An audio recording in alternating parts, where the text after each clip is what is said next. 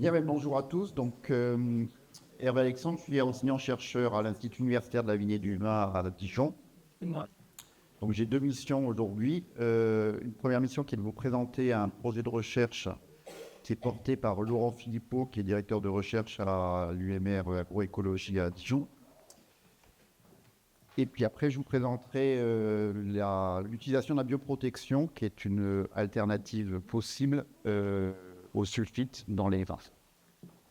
Alors, pourquoi vous présenter ce programme Donc, c'est un programme qui a été lauréat de 15 projets sur un plan d'investissement à venir, qui est financé par l'Agence nationale de recherche et qui est un programme qui est financé à hauteur de 14 millions d'euros pour s'intéresser aux microbes et puis l'utilité des microbes pour le développement durable.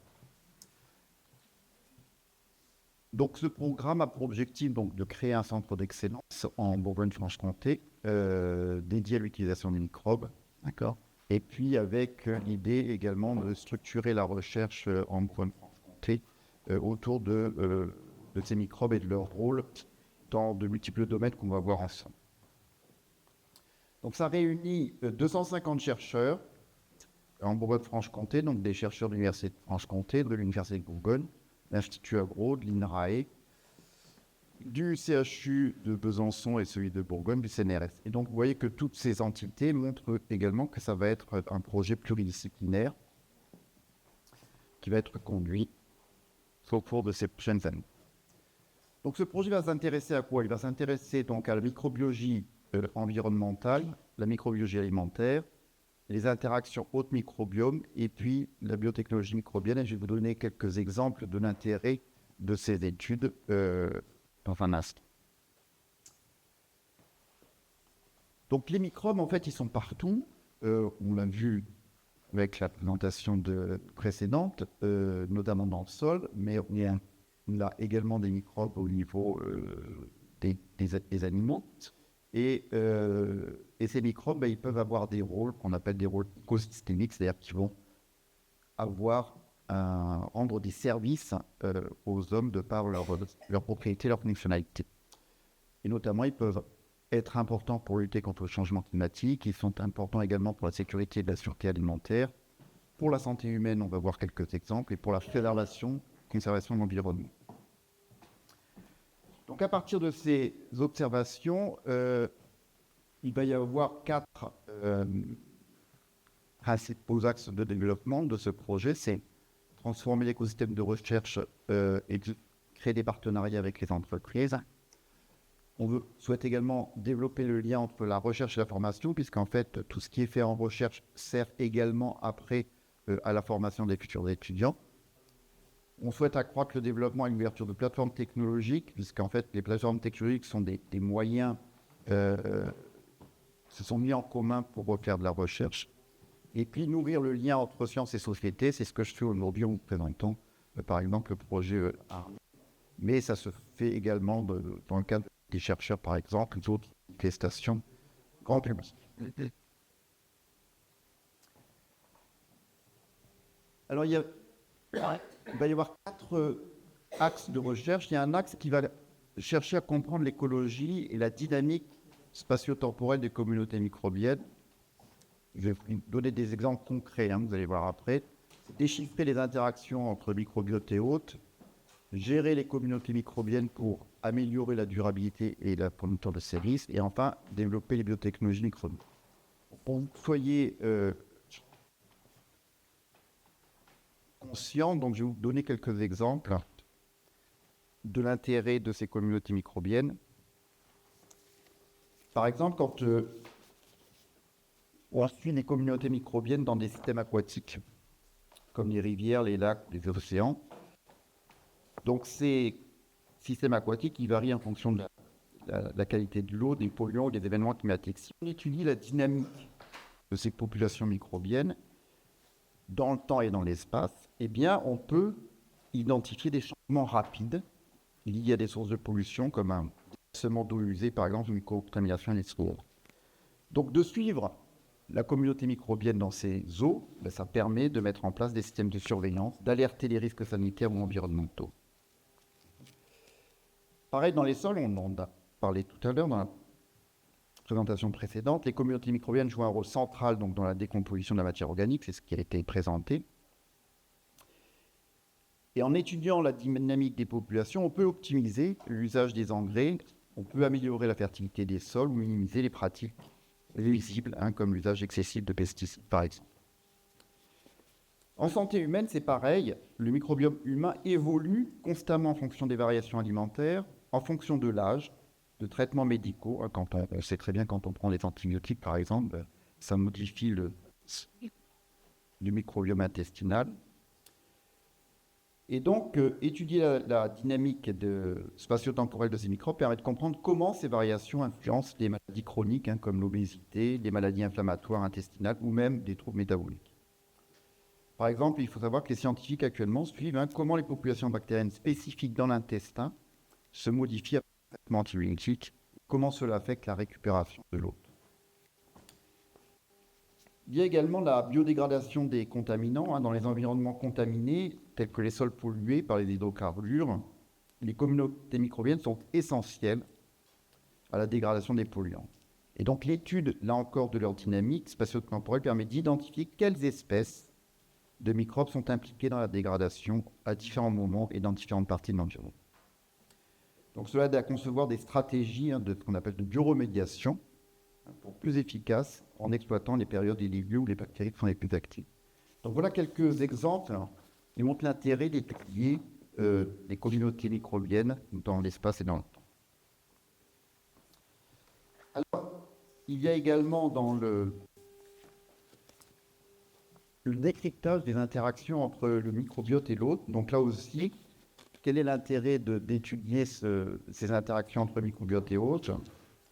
Par exemple, on peut s'intéresser au microbiote qui aide à digérer les composés alimentaires complexes, comme les fibres, que l'organisme ne peut pas décomposer seul. Il produit des acides gras chaîne courte qui ont des effets bénéfiques sur le métabolisme énergétique. L'immunité aussi, c'est très important, puisque le microbiote forme une barrière protectrice contre les agents pathogènes et aide à développer et réguler le système immunitaire. Il y a aussi les maladies chroniques. La composition du microbiote est associée à des maladies chroniques comme l'obésité, le diabète de type 2 par exemple, et certaines formes de cancer.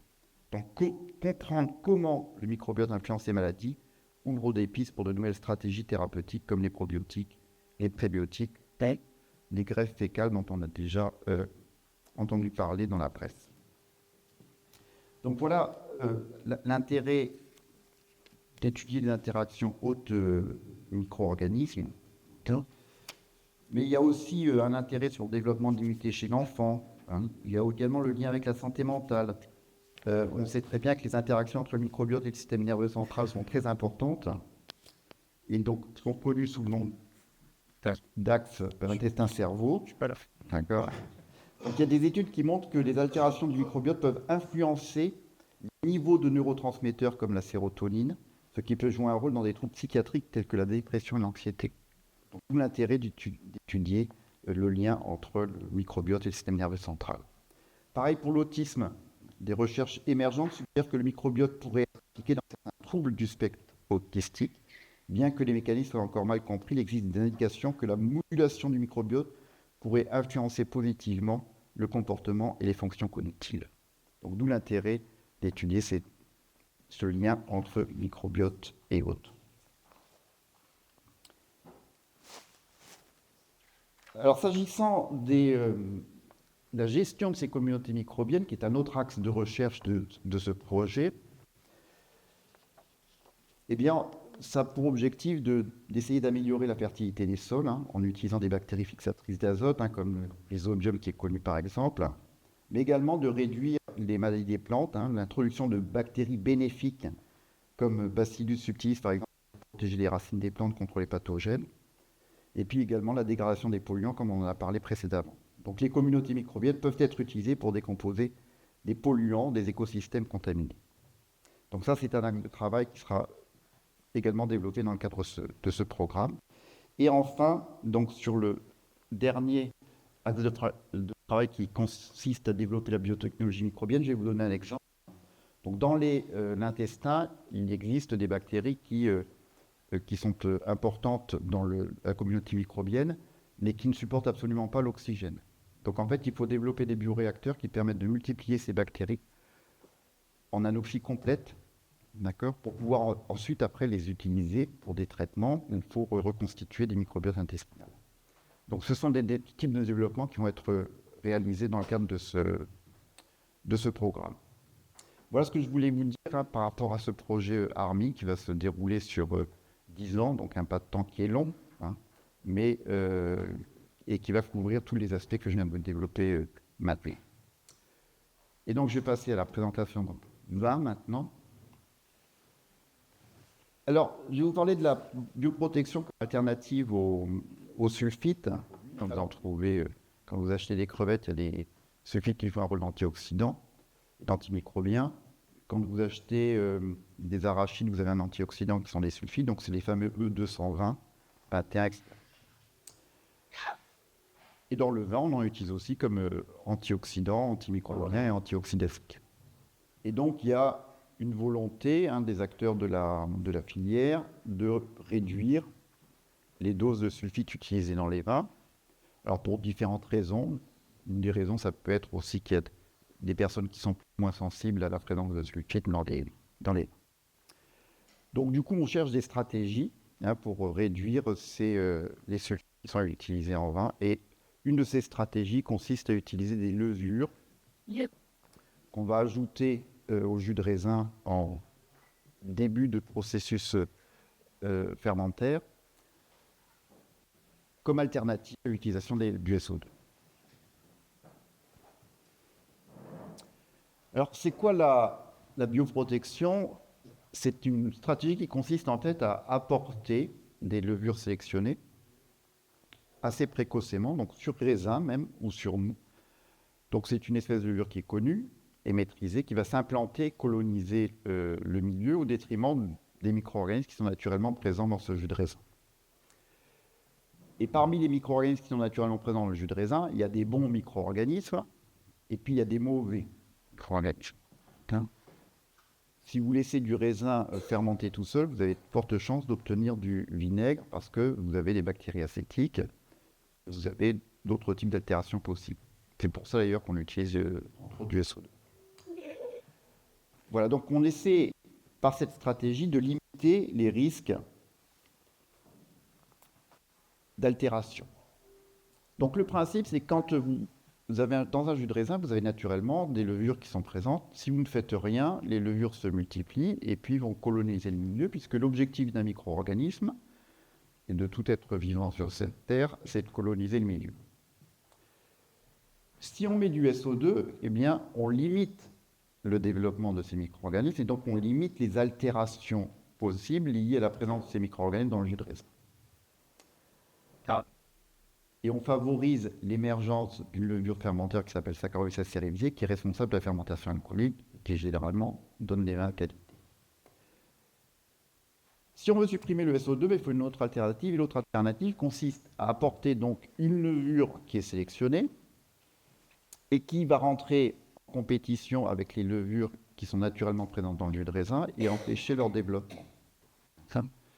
Donc sans avoir recours donc, à un intrant chimique, mais à un entrant biologique. Alors, on a différents types d'espèces, je vais vous embêter avec les noms, mais on a dans la nature des espèces de levures qui sont biotechnologiquement intéressantes pour la bioprotection, d'accord? Donc ils peuvent avoir des noms un peu curieux, mais qui sont utilisés actuellement dans la filière comme bioprotectants, notamment une qui a assez de succès, c'est Mechanicolia pulcherum. Alors, quand est-ce qu'on utilise cette levure? On l'utilise très tôt, donc dès la machine à vendanger ou dans les remorques quand on verse les raisins ou en cuve très rapidement ou sous le pressoir. Donc, on va apporter ces levures, ce bioprotectant, très tôt pour qu'il soit le plus efficace possible. Et donc, ce bioprotectant, il a deux effets. C'est que, je vous ai dit qu'il limitait le développement des micro-organismes sont présents naturellement dans le milieu, mais en plus, pour certains de ces bioprotectants, ils ont aussi la propriété de consommer l'oxygène, parce que l'oxygène, ce n'est pas un bon ami des jus de raisin, puisqu'ils font oxyder les mous, hein, c'est une oxydation enzymatique des mous, ce qui va entraîner un brunissement. D'accord ? Donc, en fait, quand on recherche la bioprotection, on recherche deux effets. On recherche un effet antimicrobien, mais aussi un effet antioxydasique, et pour ça, il faut que le microbe il arrive à puiser l'oxygène pour éviter le brunissement, et également limiter le développement des autres micro-organismes. Donc c'est une stratégie qui est utilisée depuis longtemps. Et puis on va utiliser des micro-organismes différents en fonction du type de vin. Donc pour les vins rouges, on va utiliser on peut utiliser des Saccharomyces comme levure ou d'autres types de levures. Et pour les vins blancs et pour les rosés, on utilise surtout des non-Saccharomyces, c'est-à-dire qui n'appartiennent pas à l'espèce Saccharomyces cerevisiae. Alors, là, c'est juste pour vous montrer un exemple. Quand on rajoute du SO2, eh bien, on diminue les populations de microbes dans le milieu. Quand on fait rien, donc on pourrait appeler quand on fait rien, c'est un peu, par exemple, la méthode des vins nature. Donc les gens, ils n'apportent pas de SO2, ils n'apportent pas de micro-organismes. Donc là, il y a tout qui pousse, donc on a une augmentation de la biomasse.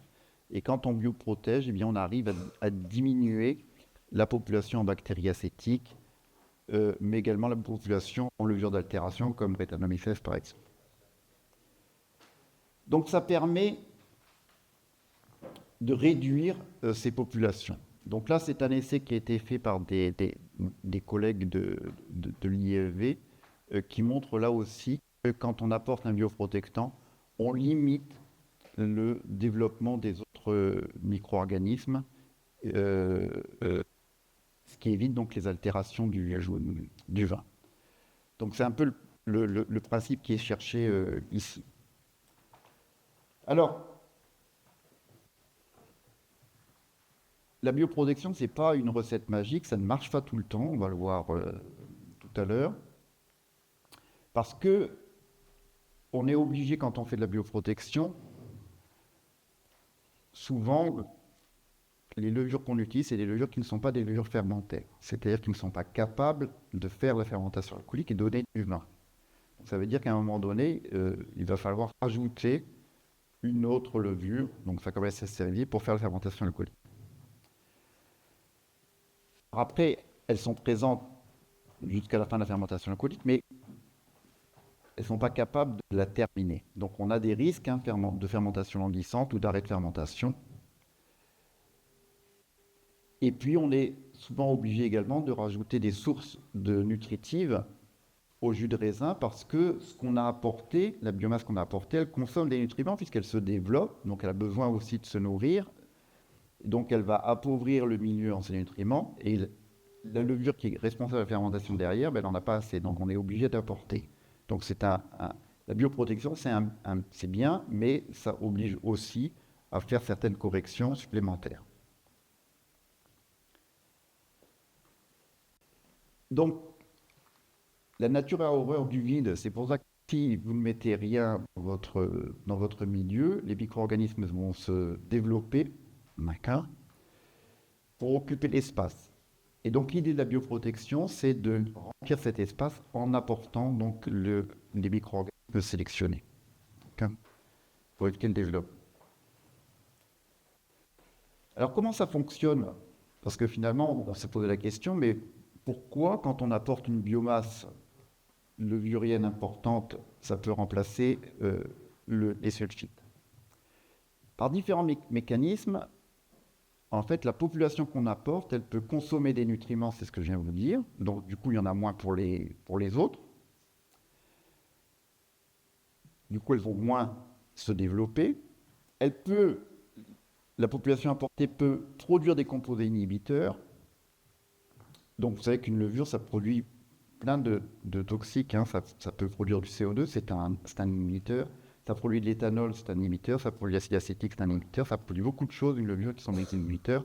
Mais ça peut produire aussi ce qu'on appelle des toxines killers. Donc, c'est des petits peptides protéines qui vont tuer les autres levures, d'accord? Rappelez-vous, hein, les micro-organismes, ils ne sont pas là pour nous faire plaisir, ils sont là pour coloniser le milieu et éliminer les autres. C'est ça leur objectif dans la vie, hein. Et donc, ils ont mis au point un tas de systèmes et de mécanismes pour éliminer les autres, d'accord? Et donc, éliminer les autres, c'est produire des toxines, c'est également utiliser les ressources du milieu. Mais on peut également avoir des interactions contact cellule-cellule, donc qui fait que quand il y a un contact entre les cellules, eh bien, il peut y avoir une inhibition de certaines cellules partenaires. Voilà, donc on a différents mécanismes qui expliquent pourquoi, d'accord, quand on apporte une biomasse importante dans le milieu, eh bien, ça permet de limiter le développement des levures indigènes. Alors, ce qu'on a vu également et ce qu'on a, on a informé les vignerons et la filière qui utilisent ça, c'est qu'il y a des limites à la bioprotection, ça ne fonctionne pas tout le temps. Ça dépend de la population initiale qu'il y a dans le jus de raisin. Dans un jus de raisin, vous avez une population qui peut être relativement importante. Notamment, par exemple, cette année, la bioprotection n'a pas fonctionné. Parce qu'on avait des raisins qui ont été récoltés qui étaient très riches en micro-organismes. Et donc, ce que l'on apportait en bioprotectant n'était pas suffisant pour limiter le développement des micro-organismes. La température, également, les températures faibles sont nécessaires pour que ça fonctionne. Okay. Et il peut y avoir une protection incomplète parce que je vous ai dit qu'on cherche deux effets, un effet antimicrobien et puis un effet antioxydant. Et des fois, les micro-organismes apportés ne consomment pas l'oxygène de façon suffisamment rapide pour éviter une oxydation du jus de raisin. Voilà, donc c'est une alternative, la bioprotection, mais qui fonctionne que dans certaines conditions. Cela dit, c'est un outil supplémentaire pour les vignerons qui veulent s'affranchir ou diminuer les doses de sulfite utilisées dans le milieu. Voilà. Donc on a complété une boîte à outils qui n'est pas parfaite, mais qui permet dans certaines conditions de s'affranchir de l'utilisation de SO2. Je vous remercie de votre attention.